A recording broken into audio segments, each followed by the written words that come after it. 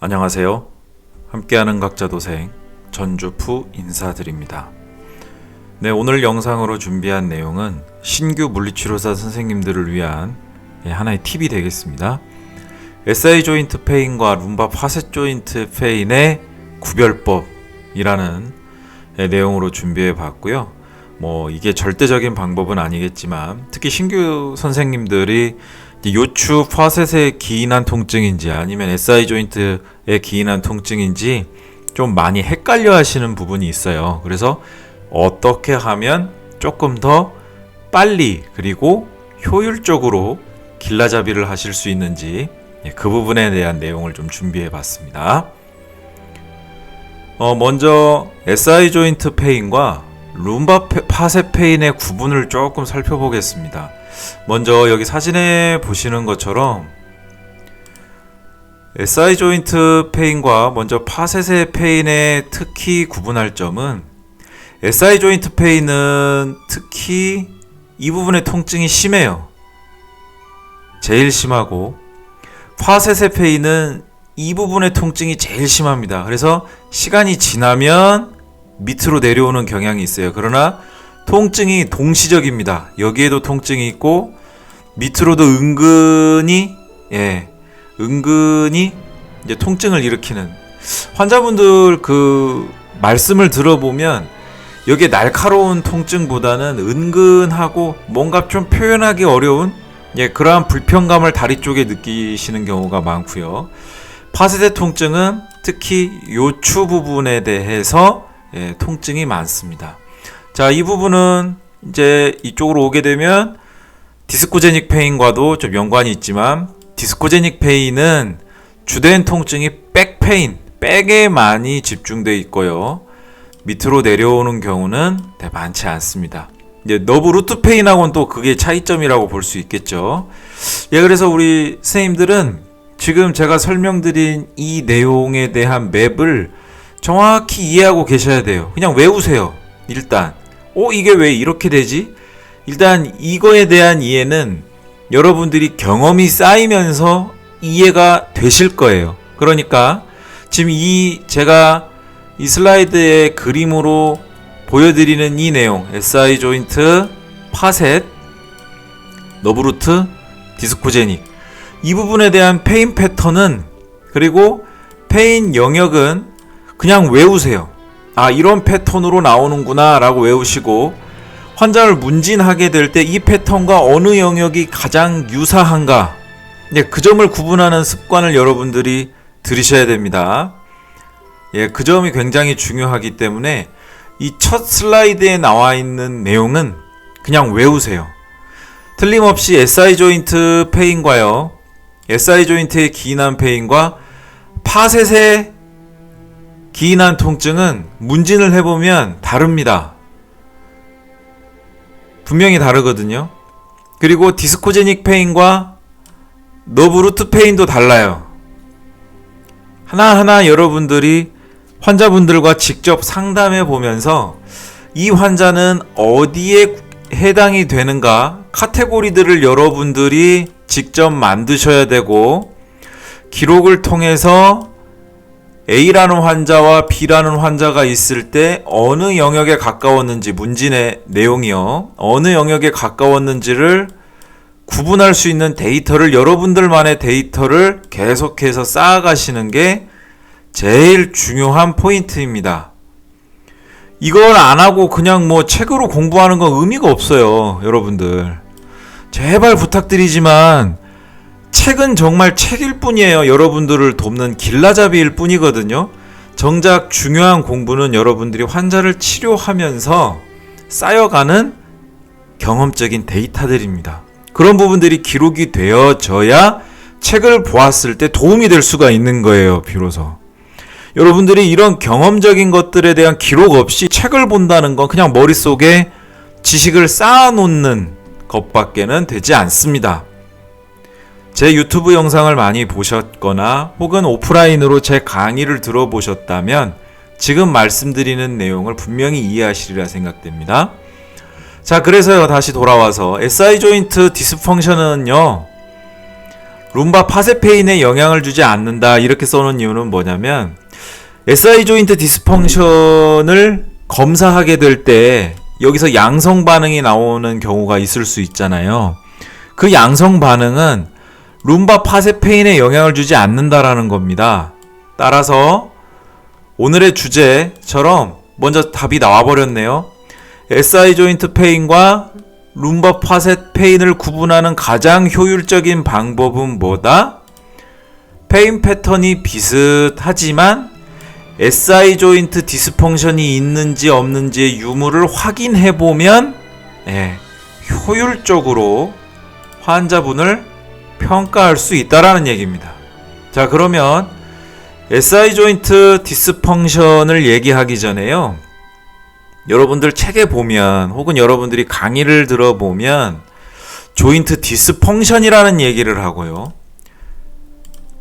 관절염이나 활액낭염이라는 그 단어를 책에서 많이 볼 수 있을 거예요. 디스펑션, 아스라이티스, 시노바이티스. 그러면 이게 뭐냐? 자, 디스펑션은 관절의 기능에 문제가 생긴 거죠. 여러분들이 아마 그냥 이건 분명히 다 이해가 되실 겁니다. 근데 이 관절의 기능이 제대로 이루어지지 않으면 어떤 현상이 생기냐면 이것이 오래 유지가 되면서 관절염이나 활액낭염으로 바뀐다는 거예요. 특히 이게 SI 조인트에서도 두드러지게 나타납니다. 물론 이거는 스파인 파셋에도 동일하게 일어나는 현상이에요. 그래서 파란색 삼각형으로 보시는 것처럼 디스펑션을 가진 환자 수는 많습니다. 그런데 이 디스펑션이 아스라이티스나 시노바이티스로 악화되는 것은 어떻게 해요? 환자 수가 점점 줄어들죠. 네, 디스펑션을 잘 관리해주면 관절염이나 시노바이티스로 가는 확률은 적어지게 되겠죠. 그래서 물리치료사의 역할이 굉장히 중요합니다. 어떤 물리치료사요? 디스펑션을 분명히 이해하고 환자에게 적절한 운동과 치료를 제공해 줄 수 있는 물리치료사가 필요하다는 거죠.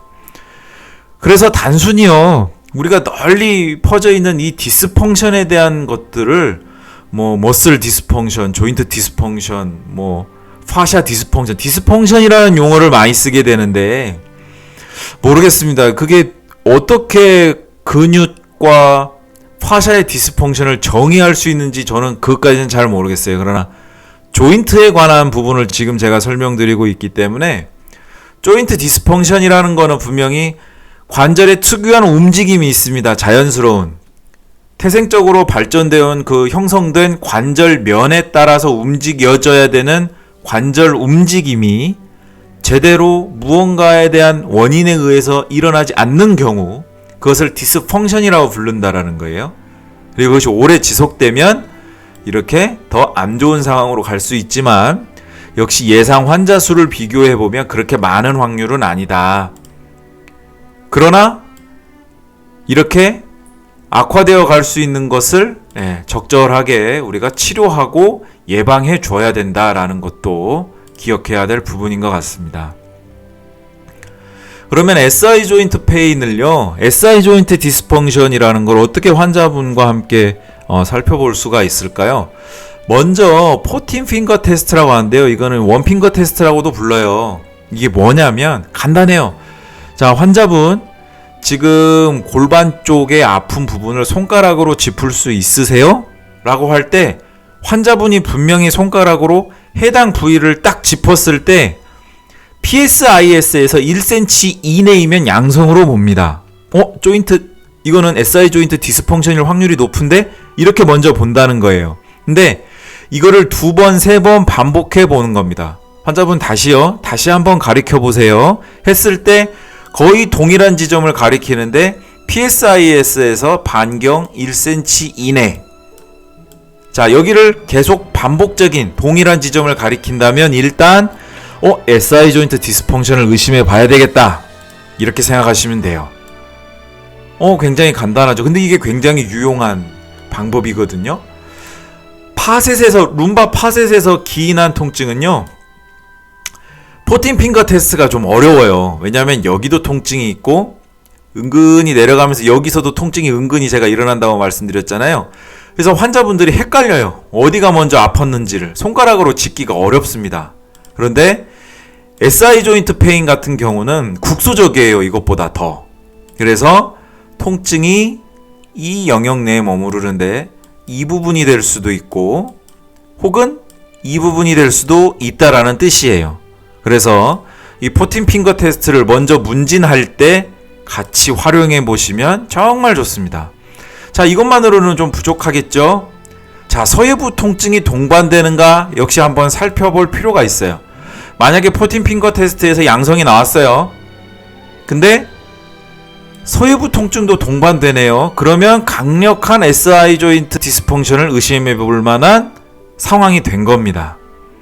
이제 거기에 따라서 부가적으로 살펴봐야 할 점이 있어요. 먼저 환자가 의자에 오래 앉았을 때 통증이 계속 지속되는가 하는 점입니다. 그리고 PSIS의 앞통점이 있는가, 텐더 포인트가 있는가, 그리고 세이크로튜버러시티 리가먼트에 앞통점이 있는가. 자, 이 점을 살펴봐야 돼요. 그래서 이 5가지 중에 3가지 이상이 겹치게 되면 뭘 해봐야 된다고요? 프로보케이션 테스트를 통해 확인해 봐야 됩니다. 프로보케이션 테스트라는 거는 우리가 뭐 잘 아시는 것처럼 통증을 한 번 더 유발시켜 보는 검사가 되겠죠. 자, 그러면 통증 유발 검사에는 뭐가 있을까요? 제일 먼저 패트릭 테스트가 있을 거예요. 패트릭 테스트가 있을 때 특히 여기 관절 서해부 쪽 통증 혹은 어떤 분들은 정말 여기 뒤쪽에 통증이 나타나기도 해요. 그리고 컴프레션 테스트죠. 이건 사이드라잉에서 적용될 수 있는데 그대로 하방으로 눌렀을 때 여기 뒷부분에 있는 SI 조인트, 여기 SI 조인트에 압력이 가해지게 됩니다. 그때 통증이 동일한 원핑거 테스트에서 가르쳤던 그 동일한 영역의 통증이 일어나는가, 그거를 더 지켜보는 거예요. 그리고 역시 디스트랙션 테스트입니다. 방금 전에 이제 컴프레션 테스트를 해봤죠? 이제는 반대예요. 압력을 줄여보는 거예요. 줄였을 때 통증이 이제 감소하는가, 이거를 또 볼 수가 있고요. 그 다음에 SI 조인트 시어 테스트입니다. 이거는 지금 일리움 이 부분을 딱 지금 손으로 누르고 있잖아요. 이 상태에서 침대 방향으로 그대로 수직으로 누르는 거예요. 그렇게 되면 SI 조인트 부분과 일리움 부분, 여기서 전단력이 발생하게 되거든요. 그때 원핑거 테스트를 통해서 가르쳤던 영역, 그 통증, 그 해당 부위에 일어나는 통증과 전단력을 가했을 때 일어나는 통증이 유사하고 더 심해지는가, 이거를 보는 겁니다. 자, 그래서요, 결론을 종합적으로 한번 내려보자면 14 핑거 테스트, 그리고 서해부 통증, 의자에 오래 앉아있을 때 통증, 그리고 PSIS의 앞통점, 세이크로튜버러시티 리가먼트의 앞통점, 이 중에 제가 아까 뭐라 그랬지요? 3가지 이상이 해당이 되면 이제 프로보케이션 테스트로 넘어가 줘야 돼요. 넘어가 주는데 패트릭 테스트, 컴프레션 테스트, 디스트랙션 테스트, SI 조인트 시어 테스트와 같은 이런 테스트들 중에 역시 3가지 이상에서 양성이 나오면 뭐다? SI 조인트 디스펑션으로 결론을 내릴 만한 그런 타당한 근거가 이제 제공됐다라고 이렇게 보시면 된다라는 거죠. 그러면 이제 룸바 파셋 조인트냐 SI 조인트 페인이냐, 이거가 이제 구분이 되겠죠. 먼저 SI 조인트 페인으로 이제 우리가 살펴보면서 거기에 대한 매뉴얼 세라피와 또 SI 조인트 영역 부근에 있는 머슬에 대한 부분, 또 트리거 포인트, 이런 부분들을 더 찾아서 이제 치료하고 또 치료 전과 후의 통증 양상을 비교해 보는 것이 중요하겠죠. 자, 이렇게 해서 뭐 1회에서부터 한 3회 정도를 치료해 보고 처음 내원하셨을 때보다 2번째, 3번째 내원해서 치료를 했을 때의 상태를 비교해서 어느 정도 상태가 좋아졌는가를 비교해 보면 분명히 현저한 차이를 보실 수가 있을 겁니다. 자, 이렇게 해서요, 오늘 간단하게 여러분들에게 엑기스만 좀 전달해 드리고자 이렇게 지금 살펴봤는데요.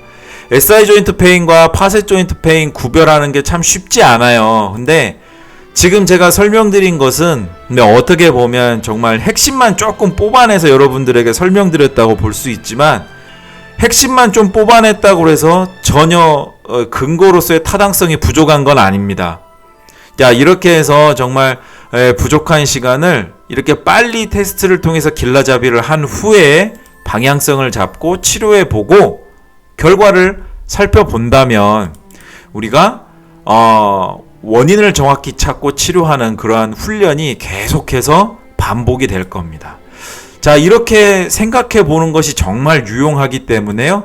마지막으로 한 번 더 강조드리고 이 영상을 마치겠는데요. SI 조인트, 파셋 조인트, 너브루트, 디스코제닉, 각각의 원인들에 대한 통증 영역이 다릅니다. 패턴이 달라요. 그리고 문진을 해보면 환자분들이 말씀하시는 그 내용이 다릅니다. 자, 다르다라는 것은 분명히 문진으로도 어느 정도는 감을 잡을 수 있다라는 뜻이 되기도 하거든요. 그래서 여러분들이 중요한 건 문진할 때 그 문진 내용을 분명히 기록해야 돼요.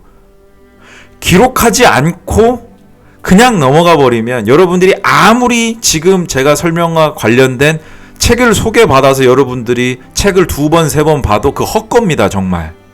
예. 그래서 저는 책을 많이 보지 말라라고 권하는 편이에요. 왜? 이미 학교에서 충분히 기본 베이스는 배웠는데 뭘 계속해서 책에만 몰두해야 되는가에 대한 저는 좀 그거하고는 좀 반대 방향이거든요. 계속해서 환자와 만나면서 환자분과 부대끼면서 얻어지는 정보들을 기록하고 그 기록한 것들을 분석하는데 필요한 일부를 어떤 책을 통해서나 어떤 강의를 통해서 얻으면 그만이에요. 네, 그게 공부입니다, 여러분. 여러분들만의 것이 쌓여져 가는 거죠. 자, 그래서 오늘 이 영상의 주제로 제가 말씀드린 이 내용을 꼭 기억해 주셨으면 좋겠습니다. 이거는 별표 5개를 드릴게요. 그냥 외우세요. 그냥 외우고 나중에 하나하나씩 이 제가 설명드린 거에 대해서 경험을 통해 조금 더 이해를 쌓아가신다면 분명히 제가 말씀드린 내용이 이해가 되시고 공감이 되리라 생각됩니다. 자, 이제 새로운 또 한 주가 시작이 됩니다. 그리고 저도 이제 9월 첫째 주 일요일 날 이제 줌 인터넷을 통해서 온라인을 통해서도 어깨 강의가 있기 때문에 이번 한 주가 저도 좀 바쁠 것 같아요.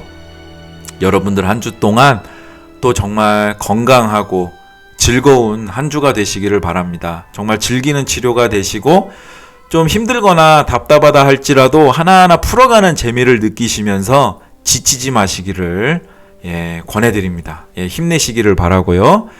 오늘 이 영상을 끝까지 시청해주신 모든 분들 감사드립니다.